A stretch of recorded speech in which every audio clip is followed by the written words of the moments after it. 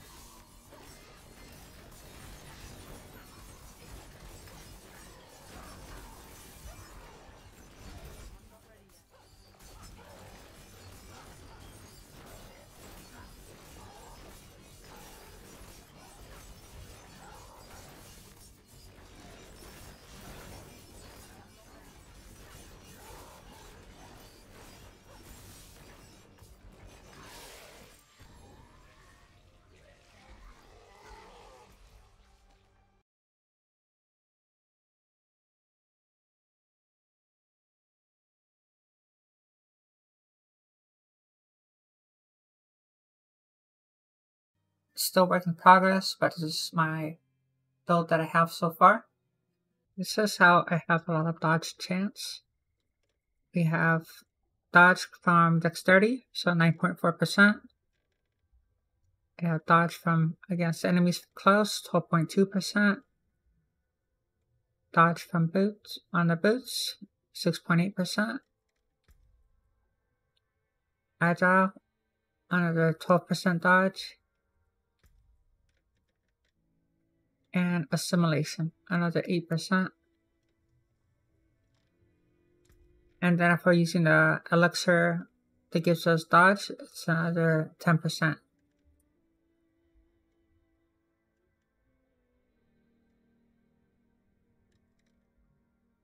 So in total, this can go all the way up to 51%. This also gives you an increased 8% dodge chance against enemies affected by overtime. So every time we apply poison to enemies, it gives another 8%.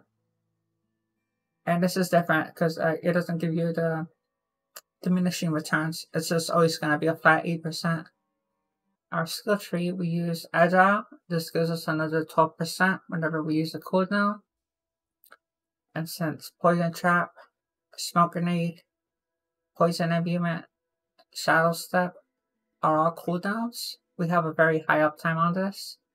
And especially once we have our Bursting Venoms proc, every time we press Poison Imbuement, we have an increased 12% dodge chance on top of that.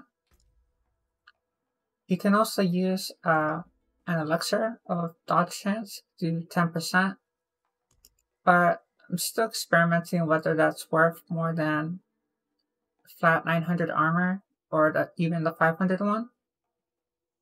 You can also opt for even more max life, so it's the 3 potential options for High Nightmare Dungeon builds. For armor, you want at least 10,000, and then with a potion of 900, we'll get you close to 11,000. And then with the max disobedience stacks, we'll get you around 13,200, which is about the armor cap needed to reach 85% damage reduction against enemies that are level 154. So for these boots, I'm still experimenting whether they're better or equivalent to Penitent Greaves.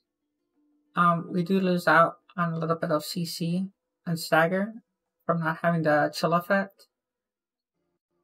Here is an overview of the armor that I have. We have Umbrus on the helmet, Might on the chest, Frostbitten on the gloves, Disobedience on the pants, Noxious Ice on boots or Penitent's Greaves, Corruption on a crossbow, Accelerating on a dagger, Bursting Venoms on the other dagger, Blade Dancers on the ring, Assimilation, and Stolen Vigor.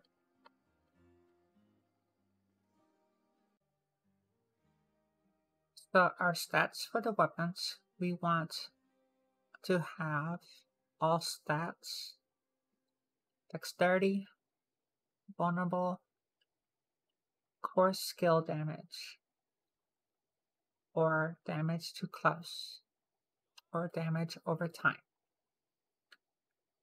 Reason being is we are mostly using our Poison Imbue to do our damage. Poison dot does not crit,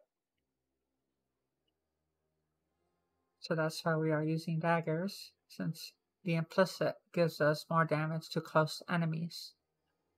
Swords give us crit damage, but since our poison does not crit, it does not get the benefit of crit damage. So we are using damage to close.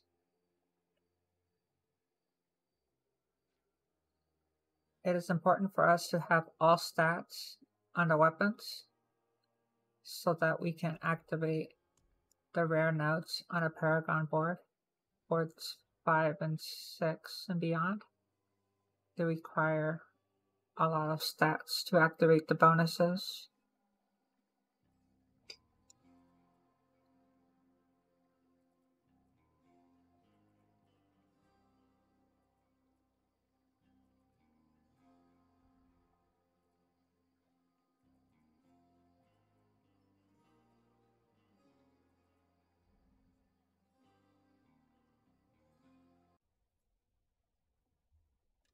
For hearts, you want Creeping Death.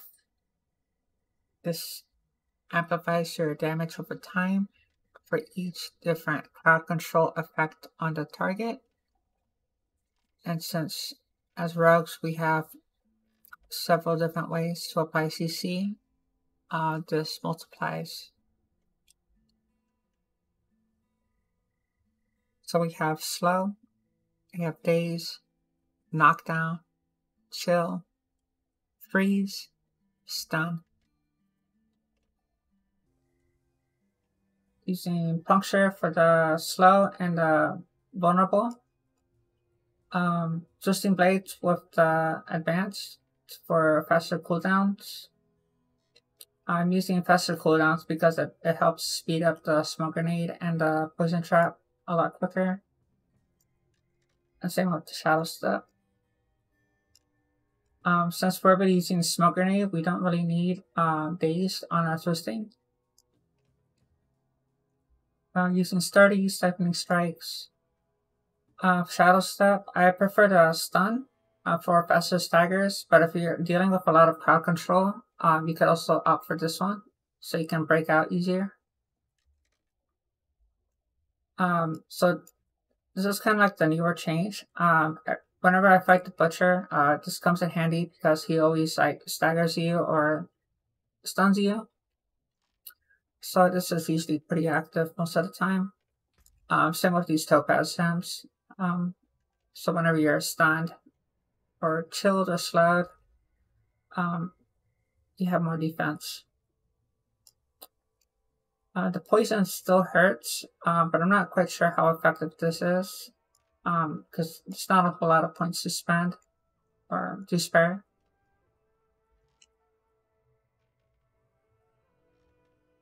Over here, using Agile for more dodge chance.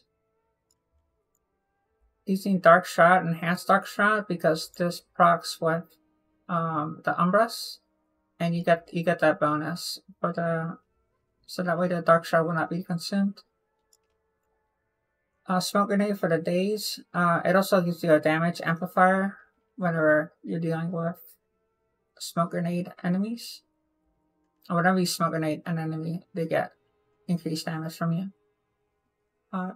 This gives you more cooldown on the Smoke Grenade. More poison imbuement for more damage reduction. Lucky hit, so whenever we poison, gives you more lucky hit. And momentum. I put a point in here next plate, but I just need a little bit more damage. You could probably juggle these around if you feel that you don't need the extra defense whenever you succeed. You could put it here.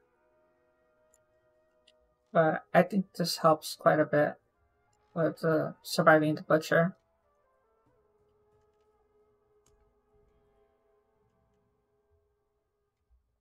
For Paragon, I'm using Efficacy. This gives you a lot of armor and increased potency on your imbued. Diminish, more armor. Control gives you a lot of damage, and then over here I just pick up the extra armor nodes.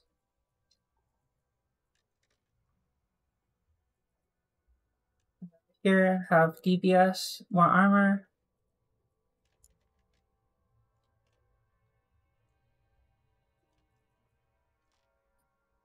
Here I pick Closer. Here's some more armor. And we have Turf, more damage reduction. And then finally we have Eldritch Bounty, so we do more poison damage.